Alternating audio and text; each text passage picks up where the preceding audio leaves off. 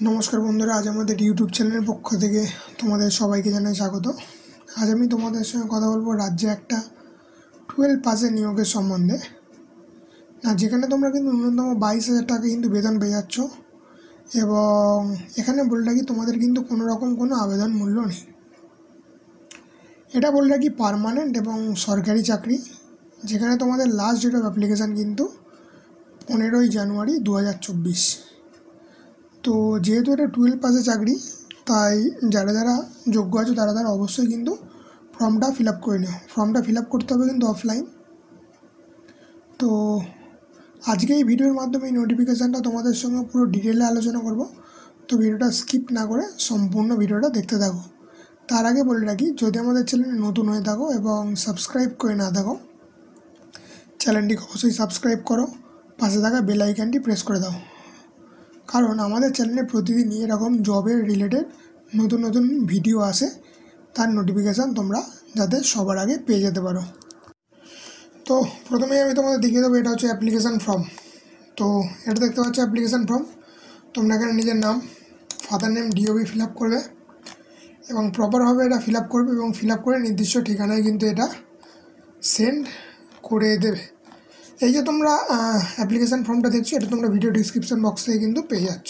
এরপরে তোমরা দেখে নাও তোমরা অ্যাপ্লাই কীভাবে করবে। না দেখতেই পাচ্ছ এখানে তোমরা অ্যাপ্লাই করবে প্রেসক্রাইব ফরম্যাট, যেটা নিচে একটু আগে তোমাদের ফরম্যাটটা দেখিয়ে দিলাম, এবং ফিল আপ করে কিন্তু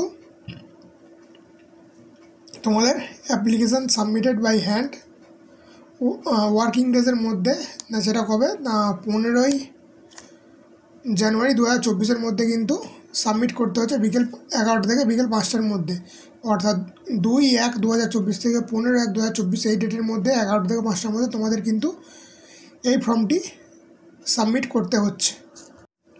তো এরপরে তোমরা দেখে নাও যে তোমাদের অ্যাপ্লিকেশান ফিটা সাবমিট করতে হবে কিন্তু এই অ্যাড্রেসটা ভালোভাবে নোট করে নাও।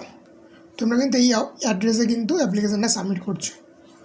তো এখানে একটা মেন পয়েন্ট যেটা তোমরা এখানে দেখতে পাবে, তোমাদের কিন্তু এখানে কোনো রকম কোনো অ্যাপ্লিকেশান ফিস লাগছে না। এটা একটা খুব ভালো ব্যাপার, যেহেতু তোমাদের কোনো রকম কোনো অ্যাপ্লিকেশান ফিস লাগছে না। তো ফর্ম অ্যাভেলেবিলিটি, অর্থাৎ তোমরা ভিডিও ডিসক্রিপশন বক্স থেকে তো ফর্ম পেয়ে যাচ্ছ, এছাড়া তোমরা পশ্চিমমেদিনীপুর.gov.in এই ওয়েবসাইট থেকে পাচ্ছ। তাছাড়া zpmidwest.org এই ওয়েবসাইট থেকে তোমরা কিন্তু ফর্ম পেয়ে যাচ্ছ। তো এরপরে তোমাদের দেখে নাও যে তোমাদের মোড অফ অ্যাপ্লিকেশান, না তোমাদের অ্যাপ্লিকেশানটা হবে একটা রিটেন টেস্ট, আর একটা ইন্টারভিউর মাধ্যমে, আর একটা কম্পিউটার টেস্টের মাধ্যমে। অর্থাৎ তোমরা দেখতে পাচ্ছ তোমাদের 80 নাম্বারের রিটেন টেস্ট আছে, 10 মার্কসের কম্পিউটার টেস্ট আছে এবং ইন্টারভিউ আছে 10 মার্কস। তো তোমরা দেখতে পাচ্ছ তোমাদের যে রিটেন টেস্টটা হবে, সেই রিটেন টেস্টে এটা হচ্ছে সিলেবাস, যেটা হচ্ছে জেনারেল নলেজ হচ্ছে 10 মার্কস, বেসিক ম্যাথামেটিক্স হচ্ছে 15 মার্কস, 10th স্ট্যান্ডার্ডে থাকছে, বেসিক ইংলিশ হচ্ছে 10 মার্কস 10th স্ট্যান্ডার্ডে থাকছে, বেঙ্গলি থাকছে 10 মার্কসের 10th স্ট্যান্ডার্ডের, এসএইচজি রিলেটেড হচ্ছে 20 মার্কস থাকছে, আর কারেন্ট অ্যাফেয়ার্স থাকছে 5 মার্কস এবং কম্পিউটার নলেজ থাকছে 10 মার্কস। এরপরে তোমাদের একটা প্র্যাকটিক্যাল কম্পিউটার টেস্ট হচ্ছে, এটা হচ্ছে তোমাদের 10 মার্কস এবং ইন্টারভিউ হচ্ছে 10 মার্কস। তো টোটালে তোমাদের কিন্তু এখানে 100 মার্কসের একটা এক্সাম হচ্ছে।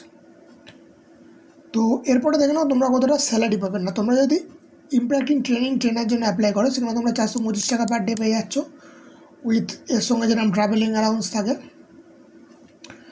আর ওয়ার্কশপ মেনটেনিং বা আদার্স ওয়ার্কের জন্য যদি অ্যাপ্লাই করো, সেখানে তোমরা 400 টাকা করে স্যালারি পেয়ে যাচ্ছ। আর অ্যাটেন্ডিং ট্রেনিং অ্যাজ ট্রেনি যদি অ্যাপ্লাই করো, সেখানে তোমরা 400 টাকা করে কিন্তু স্যালারি পেয়ে যাচ্ছ। তো এখানে তোমাদের টোটাল কিন্তু 36টা ভ্যাকান্সি আছে, এই 36টা পোস্টে কিন্তু তোমাদের এখানে নিয়োগ করা হচ্ছে।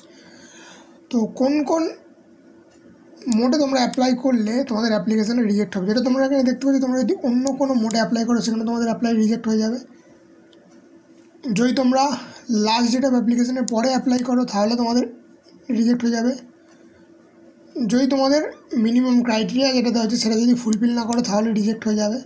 ইনকমপ্লিট থাকলে তো রিজেক্ট হচ্ছে। আর তোমাদের এজ 25-এর যেন নিচে না হয় এবং 55-এর যেন ওপরে না হয়, আর সেটা হচ্ছে 1/1/2024, অর্থাৎ তোমাদের এজ কিন্তু 25 to 55 এজ হলে তোমরা কিন্তু এখানে হতে হচ্ছে, তা নাহলে কিন্তু তোমাদের এখানে অ্যাপ্লিকেশানে রিজেক্ট হয়ে যাচ্ছে।